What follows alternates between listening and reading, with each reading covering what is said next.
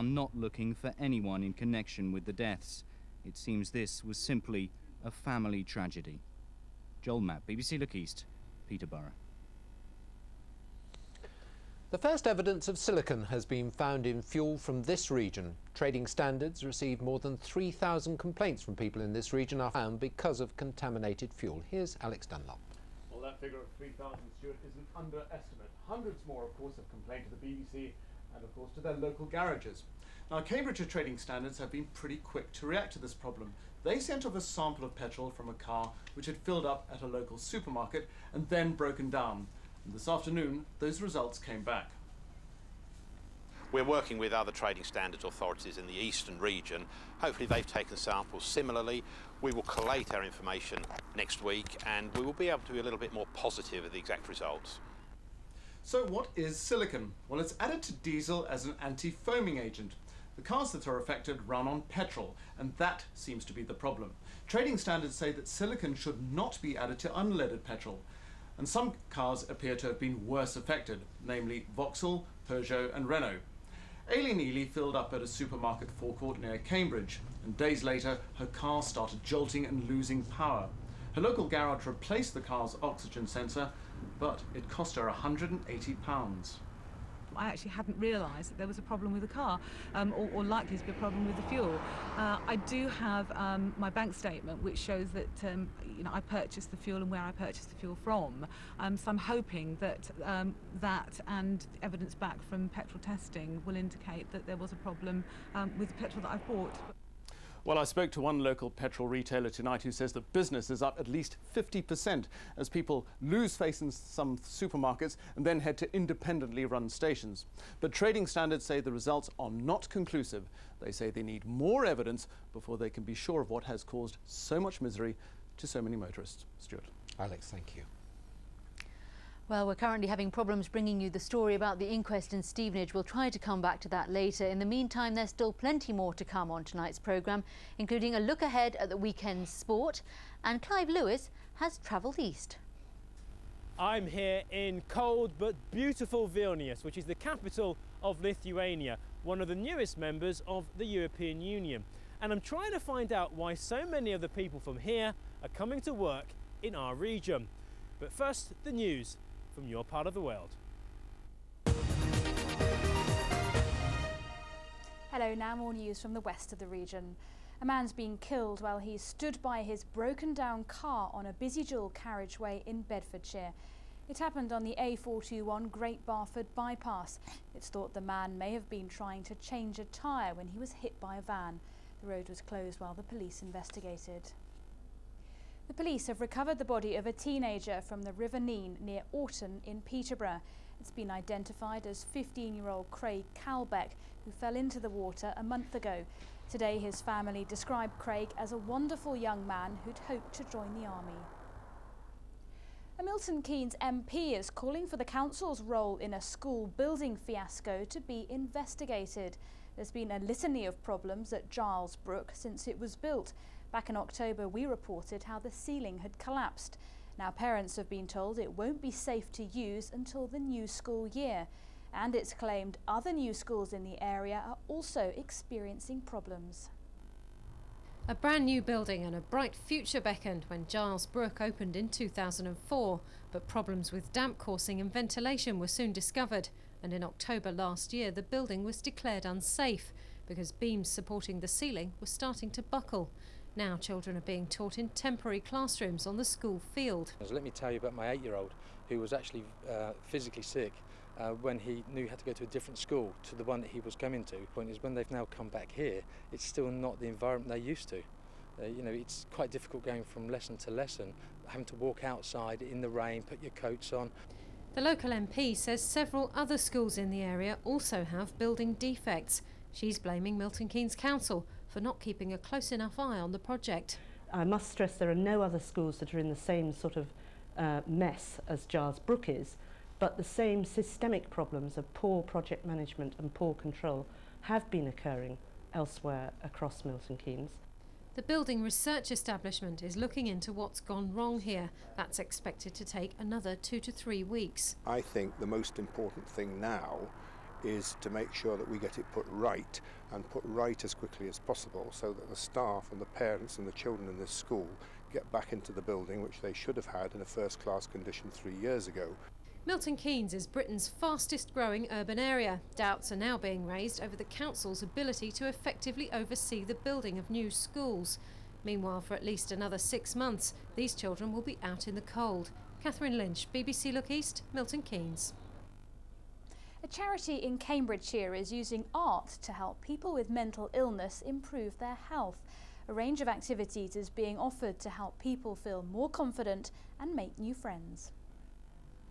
Until a few years ago, Leslie Heffer was a successful businesswoman. Then she developed Alzheimer's disease and had to stop work. Each week, her husband William takes her out of her care home to attend dance classes in Sawston. There's been a noticeable difference in her demeanour. When she first started, we were having real problems with even the simplest things like getting our fingers to move. And now, well, you saw from what you were watching earlier, we were doing really complicated little dance routines that there's just no way she would have been doing that about 5 weeks ago. Singing is also an activity which is proving to have a positive impact on people's well-being.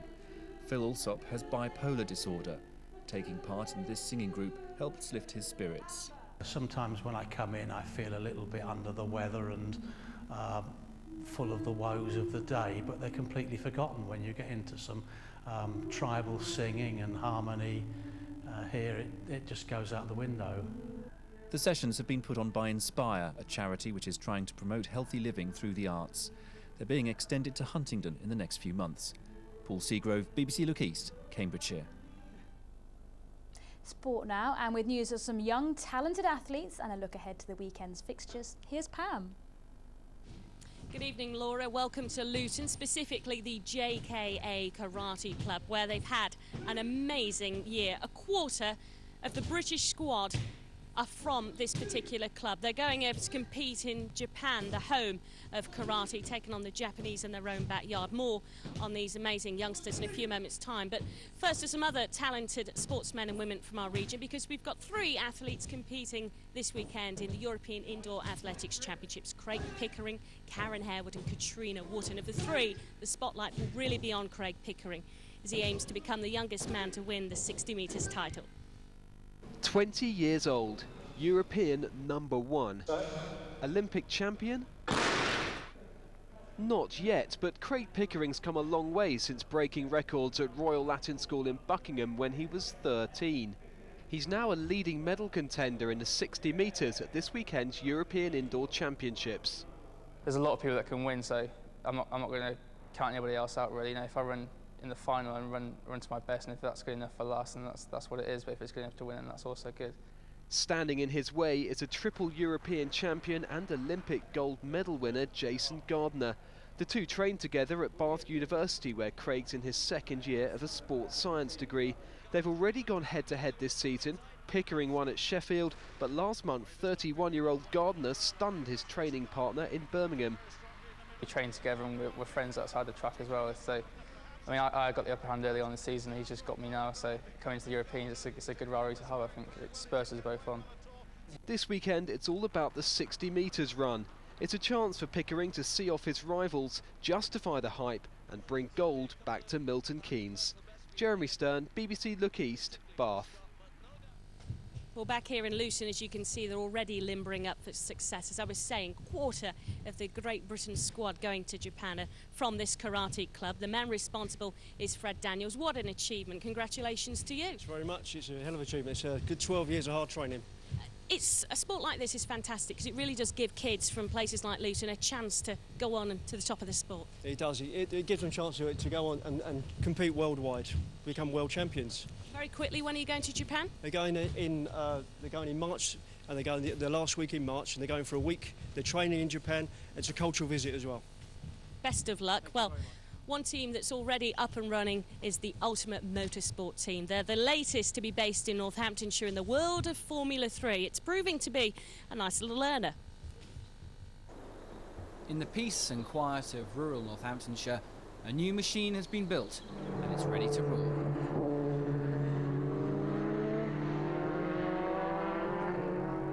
Meet the new boys on the block, the ultimate motorsport Formula 3 racing team, hoping soon to be the new boys on the podium.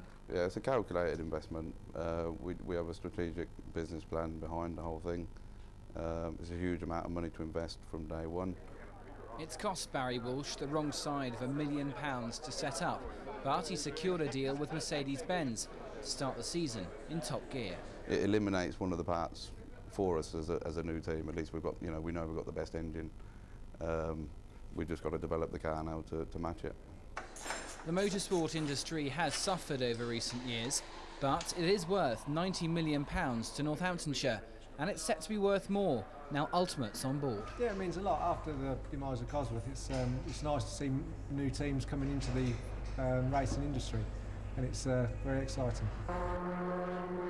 We have got some really good teams. This is the 6th team from Northamptonshire of the 12 that are on the grid. So we've got half the grid from Northamptonshire, and they've got people they employ, and obviously it's local economy, a great boost to the economy. And having Ultimate join them, it's absolutely fantastic news. So the future's bright. Long term, Ultimates have plans to race in Formula 1. For now, though, they're preparing for a first pole position at the season's opening race in April. James Burridge, BBC Look East, Silverstone. Good luck to Ultimate and good luck to the rest of our sides this weekend. Tune to your local BBC radio station for the latest news. But from me, let's see just why these guys are so good.